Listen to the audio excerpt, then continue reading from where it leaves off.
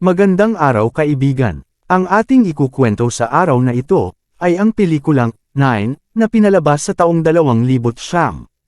Halina't atin ang simulan. Nag-umpisa ang pelikula sa isang scientist na gumagawa ng isang basahan na manika, habang nalulungkot tungkol sa nalalapit na katapusan ng mundo. Tinapos niya ang paggawa ng manika sa pamamagitan ng pagsulat sa likod nito ng numero 9. Ngayon siya ay nakasabit sa pamamagitan ng lubid at ito'y unting-unting napuputol. Nang tuluyan ng nasira ang lubid at bumagsak siya sa sahig ay binuksan niya ang kanyang mga mata sa unang pagkakataon, tapos ay kinuha ni Nine ang isang kakaibang device na tila naakit siya, at sumunod ay tumingin siya sa paligid at napansin ang isang bintana. Binuksan niya ito at nakita na ang buong lugar ay nawasak, na meron siyang nakita at sinubukan niyang sumigaw ngunit hindi niya ito magawa. Kaya umalis siya sa silid at naglakad sa nasirang lungsod, hanggang sa makarinig siya ng tunog at makakita ng liwanag na dahan-daang lumalapit. Hindi niya alam kung ano yun kaya nagtatago siya sa likod ng ilang mga durog na bato, at kinuha ang isang metal bar para sa kanyang protection. Nang malapit na ang liwanag ay hinampos niya ito, at tinamaan ng isang nilalang na kamukhang kamukha niya. Ang manikang basahan na ito ay may nakasulat na number 2 sa likod niya. Siya ay mukhang matanda na may suot na magnifying glass sa harap ng kanyang mga mata at isang lalagyan ng kandila sa kanyang ulo. Tinitingnan maigi nito ang number 9 dahil siya ay namamangha sa kanyang disenyo. Pero napansin niyang hindi makapagsalita ito, kaya inakay niya si Sham sa isang itinapon na manika sa gilid ng kalsada. Hinanap niya ang voice box ng manika at ikinabit sa dibdib ni number 9, at pagkatapos ng ilang pagsasaayos ay sa wakas nakapagsalita na ito. Si number 2 ay may napansin na isang bagay sa loob ni 9 at inilabas ang kakaibang aparato. Ito ay hemispherical na may tatlong simbolo at katulad iyon na dinodrawing ni number 6. Sila'y nag-ambala ng isang tunog na kanilang narinig sa malapit, at sinabihan niya si number 9 na magtago sa loob ng isang sirang lata habang siya ay nagmamasid. Si 2 ay armado ng isang sibat hanggang sa lumitaw ang isang malaking halimaw at inatake siya. Pagkatapos ay napansin ng makina ang talisman at kinuha ito. Tapos nabaling ang kanyang atensyon kay number 9. Habang inaabot niya ito na pulgada lang ang layo ng kanyang mga kuko, ay ginulo ni number 2 ang halimaw at kinuha siya nito. Nagbibigay daan ito kay 9 na makatakas upang hindi siya makuha, pagkatapos ay umalis na lang ang halimaw nang hindi na siya makita. Ngayon ay napinsala ang isang braso ni 9 at siya'y nahimatay, ang kanyang walang malay na katawan ay nakita ng isa pang basahang manika na pinangalanang 5. Nagising si 9 at naramdaman niya na maayos na ang kanyang braso at siya ay nasa kampo nila. Bago pa magkaroon ng panahon ang dalawa para mag-usap ay pumasok ang isang matandang manika na tinatawag na number 1. Ito ay galit na sinesermonan si 5 dahil baka matunton ng halimaw ang kanilang lungga. Ang mas malaking basahan na manika ay pinangalanang 8, ay pumasok din at tila alipin ito ng number 1. Napansin ni 9 na sila ay nasa loob ng wasak na gusali. At doon ay nagsimulang isalaysay ni Juan ang kwento kung paano siya at ang iba pang mga manikang basahan ay nabuo. Ang isang flashback ay nagpapakita ng isang digmaan sa pagitan ng tao at ng makina. Habang tumatakbo ang mga manikang basahan para magtago at makatakas sa digmaan, si 5 ay nawala ng isang mata at siya'y nailigtas naman ni 2. Ang mga manika ay nakahanap ng isang lugar upang magtago habang sila ay nanatili doon, samantalang ang digmaan ay nagpatuloy at kalaunan ang mga makina ay nanalo sa laban. Nag-deploy sila ng nakakalason na bomba ng gas, na nagwakas sa lahat ng buhay sa mundo. Ang natitira na lamang ay ang mga gumuhong gusali, ang mga manikang basahan at ang halimaw. Sa kasalukuyan, ang isang espesyal na rehistro na itinatago ni Juan ay nagpapakita ng mga nawala. Mula noong panahon ng digmaan gaya nila 3, 4, 7, at 2, na wala silang magawa tungkol dito.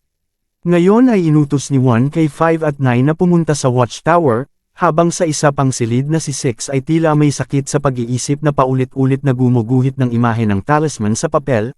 Nang nasa watchtower na sila 5 at 9, ay tumingin sila sa teleskopyo at nakita nila ang isang malaking pabrika na kinikilala ni 9 na lugar ng halimaw.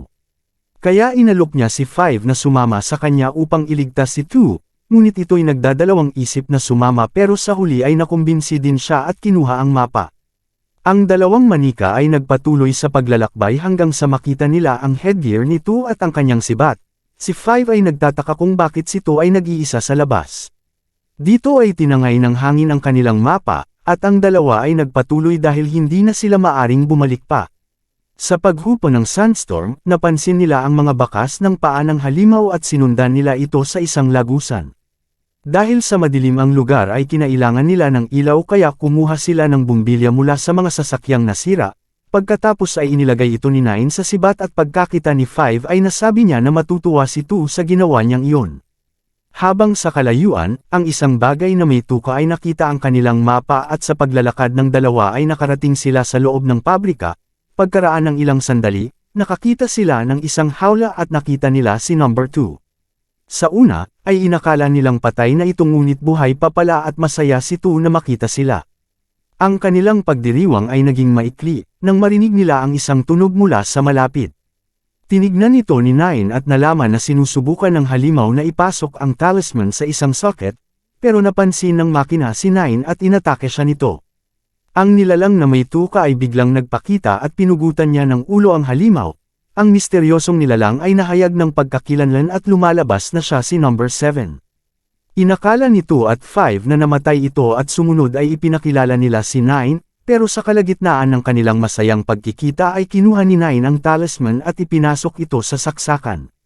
Napansin nito ang kanyang ginawa at sinubukan siyang pigilan, ngunit huli na ang lahat at ang talisman ay nagsimulang lumiwanag. Naglabas ito ng maliwanag na linya, kung saan tumama sa mukha nito na hinihigop ang kanyang kaluluwa at siya'y bumagsak sa lupa na wala ng buhay. Ang lahat ay tumakbo mula sa isang makina na nagising ng isang talisman, at ngayon ang isang malaking bilog na nilalang na may matingkad na pulang mata at matutulis na mga paa na gaya ng isang gagamba. Ang mga manikang basahan ay ginamit ang grappling gun ni Five sa isang switch, pero ang pinagsamang bigat nila ay nagdulot ng pagbaba nito kaya sila ay nahulog. Si 5 at 9 ay nahulog sa isang conveyor belt at si 7 naman ay sa isang ledge. Nang na-activate ang switch ay nagsimulang gumalaw ang conveyor belt, na nandun si 5 at 9 na pareho silang bumagsak sa sahig habang ang makinang utak ay patungo kay 7. Nang aatake na ito ay nakuha ni 5 at 9 ang atensyon ng makina kaya hinabol sila nito, pero nagawa nilang makapagtago at kalaunan ay nakasama na nila si 7 palabas ng tunnel. Ngunit sinubukan pa rin ng makina na habulin sila sa loob ng butas pero masyado siyang malaki.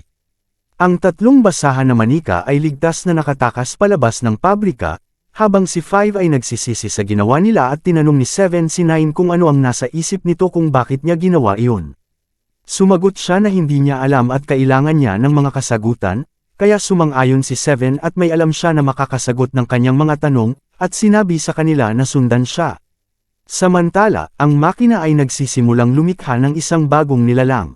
Habang dinala ni 7 sila 5 at 9 sa isang silid-aklatan na puno ng mga libro at estatwa, na tinawag niya ang kambal na manika na may hood. Lumalabas na ito ay sina 3 at 4, bagamat pipi ay tinitingnan nila si 9 na may pagkamausisa at pinag-aaralan siya gamit ang kanilang mga mata habang patuloy itong kumikislap. Dito ay humingi ng tulong si 7 sa kambal at sinabi niya sa kanila na nagising nila ang isang bagay na mapanganib, pero itinama ito ni 9 at sinabi na siya ang tanging may kakagawan. Ngayon ay ginamit ng kambal ang kanilang mga mata upang ipakita ang isang video na nagpapakita kung ano ang kanilang nagising. Ang makina ay lumalabas na nasa ilalim ng command ng isang siyentipiko na lumikha nito, at pinangalanan nito na utak. Ang makina ay maaaring lumikha ng sarili niyang mga makina, at isang diktador ang gusto na mapasa kanya ito para magamit sa digmaan. Matapos niyang gamitin ang utak para manalo sa gera, hindi nagtagal ang makina ay tumalikod din sa sangkatauhan. Sinira nito ang mundo at sa hindi malamang kadahilanan ay nakatulog ito, hanggang sa magising ni 9. Ngayon ay iginuhit niya ang tatlong hugis na nakasulat sa talisman, at kinikilala ni 5 ang larawan bilang kung paano ito iginuhit ni 6. Si 9 ay humiling na makita ito, ngunit si 7 ay tumanggi na bumalik sa simbahan dahil hindi niya gusto si 1. Sa sumunod na eksena si 5 at 9 ay bumalik sa simbahan upang makita si 6 ngunit nahuli sila ni 8, inakusahan ni 1 ang dalawa na ipinahamak silang lahat, pero tinanong siya ni 9 kung sino ang nagpadala sa labas kay number 2 at hindi itinatanggi ni 1 na siya ang nagutos. Dito ay nakita ni 6 ang iginuhit ni 9 at tinawag itong pinagmulan, ngunit bago pa makapagtanong si 9 tungkol dito ay iniutos ni 1 na ikulong ang dalawa. Si 9 ay tinawag na duwag si number 1, pero tumugon siya na gagawin niya ang lahat para mapanatili silang ligtas. Ilang sandali pa, ang simbahan ay inatake ng isang bagong makina na may pakpak. Ang mga manikang basahan ay tumakas patungo sa kanilang kaligtasan, habang ang halimaw ay umaatake. Ang apoy ay kumalat sa simbahan, napagtanto ng iba pang mga manika na nasa panganib sila, ngunit dumating si 7 at tumalon upang atakihin ang halimaw mula sa likuran pero hindi ito nagtagumpay.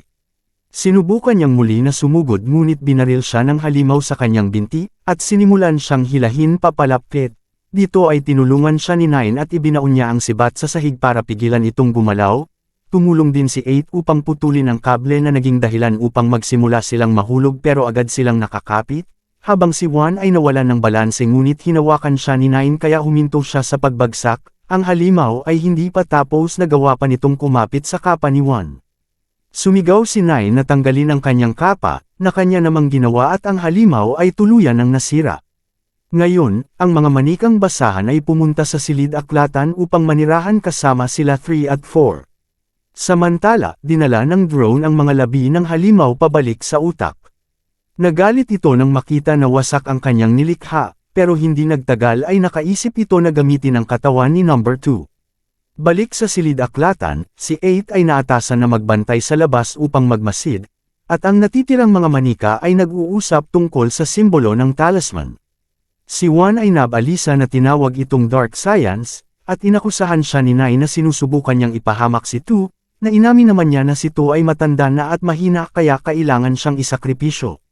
Sa galit ni 7 ay inatake niya si 1 at tinutukan ng kutsilyo sa kanyang lalamunan, ngunit si 9 ay pinigilan siya at umalis na lamang si 7, habang nagpasya siya na bumalik sa unang silid kung saan siya unang nagising. Samantalang sa labas ay may narinig si 8 at lumingon siya sa paligid.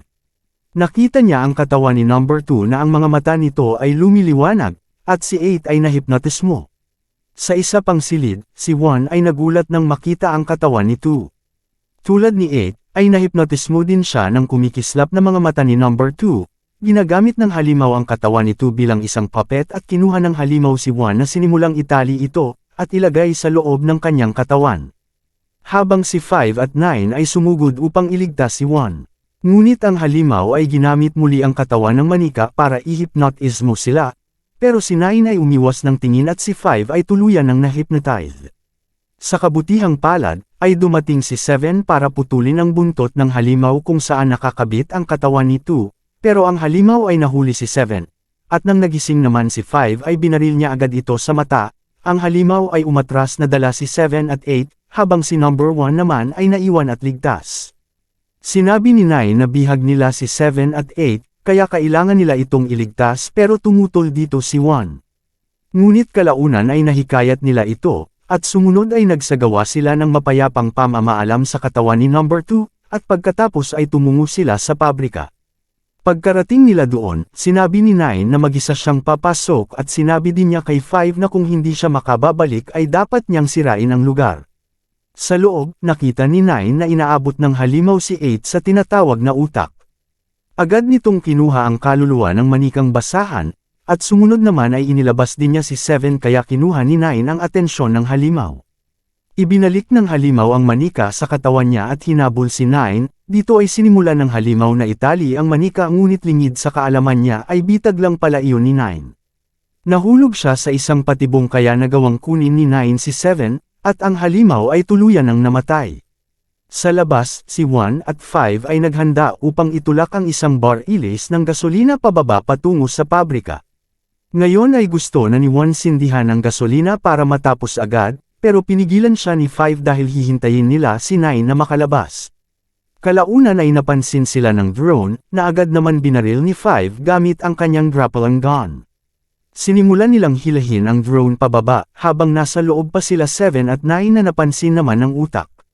Ngayon ay hinahabol sila ng mga mechanical na gagamba na gawa ng utak, si 1 at 5 ay napansin nila ang dalawa na palabas na, kaya agad nilang sinindihan ang bar-ilays at itinulak ito sa lagusan. Ang bar-ilays ay mabilis na bumababa, buti na lang ay nakaiwas sila 7 at 9.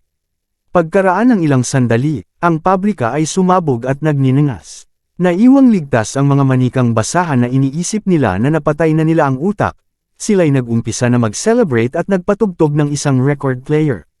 Dito ay hinabol ni 5 ang isang plaka na gumugulong pababa, at napansin niyang buhay pa ang utak. Sinundan siya nito at nang makita ito ni 9 ay nagmadali siya para tumulong, ngunit pinigilan siya ni 1. Ang makina ay kinuha si 5, at hinigup ang kanyang kaluluwa. Ngayon sila'y tumatakbo papalayo at dumaan sila sa tulay, habang sinabi ni 6 sa kanila na ang kaluluwa ng kanilang mga kasama ay nasa loob lang ng halimaw. Hinabol ng utak ang mga manikang basahan at tumawid din ito sa tulay, pero hindi kinaya ng istruktura ang bigat niya kaya ang tulay ay bumigay at naipit ang makina. Ngayon ay sinamantala ng mga manikang basahan ang pagkakataon upang patayin ito, ngunit sinubukan silang pigilan ni number 6, na muling ipinaalam sa kanila na hindi papatay ang kanilang mga kasamahan, kundi ay natrap lamang sa loob ng halimaw. Habang biglang bumagsak ang utak at nagkaroon ng pagkakataon na makuha si 6, dito ay sumigaw siya na dapat siyang pumunta sa unang silid, kung saan nag-umpisa ang lahat at pagkatapos ay hinigup ng makina ang kanyang kaluluwa. Sinabi ni 1 na dapat nilang sirain ang halimaw, pero tumutol dito si 9 at bumalik sa unang silid ng mag-isa. Doon niya natagpuan ang mensahe mula sa siyentipiko na sa kanila ay lumikha.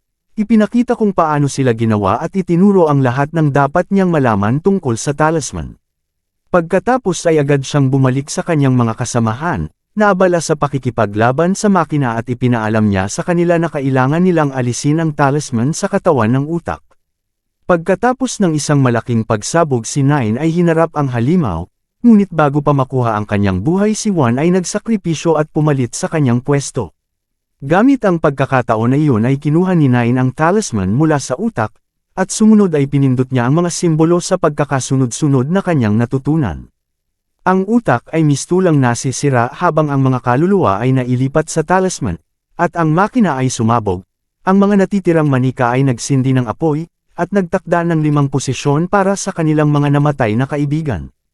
Ang bawat isa ay merong mga numero, at si 9 ay pinindot ang talisman ayon sa pagkakasunod-sunod nito. Pagkatapos ay lumabas ang kaluluwa ng bawat isang manika na natrap sa loob, at pagkatapos ay umakyat silang lahat sa langit. Ang berdeng ilaw mula sa mga kaluluwa ay tumagos sa kalangitan, at ang ulan ay nagsimulang bumagsak sa unang pagkakataon. Ang isang malapitan na pagtingin sa tubig ay nagpapakita ng maliliit na berdeng microorganism, na nagpapahiwatig na ang buhay ay magsisimula muli sa mundo. At dito na po nagtatapos ang ating kwento. Kaya kung nagustuhan mo ang aking Tagalog movie recap ay paki-like naman at paki-click na rin ang subscribe button. Huwag mo na rin kalimutan na mag-iwan ng mensahe upang masuportahan ang aking channel. Maraming salamat po.